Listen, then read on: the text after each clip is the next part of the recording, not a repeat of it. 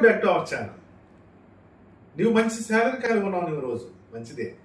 నువ్వు మంచి వ్యాపారం కలిగి ఉన్నావు నువ్వు రోజు, మంచిదే. మంచి ఆదాయం కలిగి ఉన్నావు నువ్వు రోజు, మంచిదే. అలాగని అవసరమైనది అనవసరమైన వస్తువులు నువ్వు కొన్ని ఇంట్లో పెడుతున్నావా?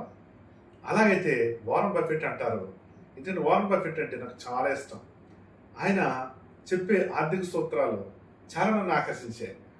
నువ్వు ఒకవేళ ఈరోజు అనవసరమైంది అవసరం లేనిది కొని నువ్వు ఇంట్లో పెడితే ఒకరోజు నువ్వు నిజంగా అవసరమైంది నువ్వు కొనలేకపోతావు అంటాడు. అవును కదా? అలాగే అవసరమైంది అనవసరమైంది నువ్వు కొని ఇంట్లో పెడితే ఒకరోజు నిజంగా నీకు అవసరమైంది అమ్ముకోవాలంటాడు. ఈ మాటలు మీకు కఠినంగా ఉండొచ్చు, కానీ వాస్తవానికి ఇవి నిజమే. వాస్తవికతలో మనం దీన్ని ఆలోచిస్తే ఇది ఖచ్చితంగా నిజమని మనకు అర్థమవుతుంది.